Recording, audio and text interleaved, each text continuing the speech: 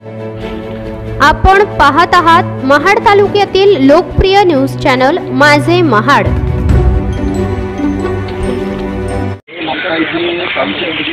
गणेश मूर्तीचं विसर्जन होताना मी आलेलं आहे। गणेश मूर्तीचं इथं विसर्जन झालेलं आहे, पण इथे मला विशेष गणेश मूर्तीच्या विसर्जनाच्या वेळेस पर्यावरणाचा ऱ्हास होताना दिसत नाही आहे की दिसलेलं नाही आहे। पण ज्या MIDCचं पाणी सोडलेलं दूषित पाणी मात्र इथं मला दिसत आहे, ते कुठल्या अधिकाऱ्यांना दिसत नाही आहे। पण आमच्या गणेश मूर्तीच्या विसर्जनाने इथं पर्यावरणाचा ऱ्हास होतोय असं बाकी ओरडून बोंब मारली जाते। काही सामाजिक संस्थांना हाताशी धरून बाबा पर्यावरणाचा ऱ्हास होतोय अशा काही गोष्टीचा अफवा केल्या जातात। आता गेल्या काही दिवसापूर्वी महाराष्ट्रामध्ये, संपूर्ण महाराष्ट्रामध्ये गणेशोत्सव मोठ्या धूमधडाक्यात साजरा केलेला आहे।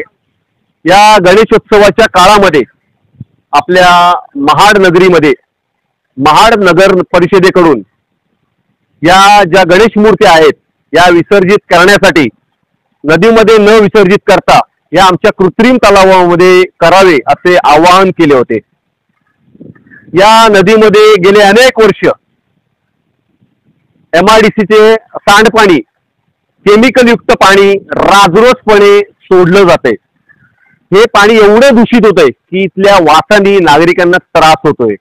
इथली आजूबाजूची शेती ही नापीक झालेली आहे। असं असताना या गोष्टींकडे लक्ष देण्याऐवजी नगरपालिकेने जनतेची दिशाभूल करण्यासाठी कृत्रिम तलावाची योजना लोकांची दिशाभूल करण्यासाठी केलेली आहे। या गणेश मूर्तींमुळे महाड आपल्या नदीमध्ये पर्यावरणाचा ऱ्हास होतो असा जावई शोध या पालिकेतल्या अधिकाऱ्यांनी लावलेला आहे। मी या गोष्टीचा जाहीर निषेध करतो। 2-4 हजार गणेश मूर्ती सोडून जर नदीमध्ये पर्यावरणाचा ऱ्हास होतो तर मग हे अनेक वर्ष केमिकल पाणी सोडतायत, हे दूषित पाणी झालेलं आहे। याला जबाबदार कोण? हे तुमचं पाप, या MIDCचं पाप झाकण्यासाठी या नगरपालिकेने केलेला केवळ अट्टहास आहे।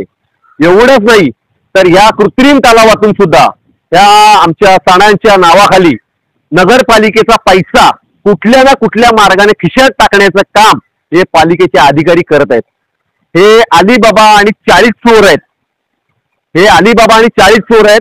ह्यांचं फक्त एकच काम आहे की महाड शहरात कुठल्या ना कुठल्या मार्गाने पैसे काढणं आणि जनतेच्या पैशांवर डल्ला मारणं, हे एवढं त्यांचं एक माफी एक कलमी कार्यक्रम चालू आहे।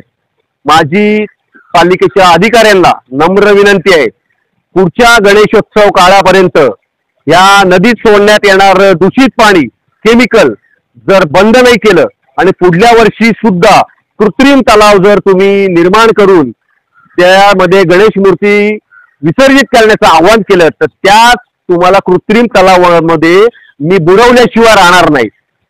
येथील जलचर सुद्धा पाण्यामध्ये अक्षरशः नामशेष होण्याच्या मार्गावर आहेत। इथे मोठ्या प्रमाणावर मासे मिळायचे, मच्छीमारी व्हायची, तीही आता इथं बंद झालेली आहे। इथला आदिवासी समाज इथल्या माशांवर उपजीविका करायचा तर तेही बंद झालेलं आहे, कारण हे इथले मासे खाण्यायोग्य नाहीत, केमिकलच्या पाण्यामधले असल्यामुळे त्याच्यावर जनतेने सुद्धा बहिष्कार घातलेला आहे। असं असताना या गोष्टींकडे लक्ष देण्याचं सोडून केवळ आणि केवळ आपल्या स्वार्थापोटी हे नको ते उद्योग करण्याचं काम ही लोक करत आहेत। मी राष्ट्रवादी काँग्रेस पार्टी शहर अध्यक्ष या नात्याने मी आपल्याला पुन्हा एकदा चेतावणी देतो, जर हे नदीचं पाणी, केमिकल युक्त पाणी, त्यातलं सोडण्यात येणार राजरोस केमिकल जर बंद नाही केलं तर याच पाण्यामध्ये तुम्हाला बुडवल्याशिवाय मी गप्प बसणार नाही। ब्युरो रिपोर्ट, माझे महाड, रायगड।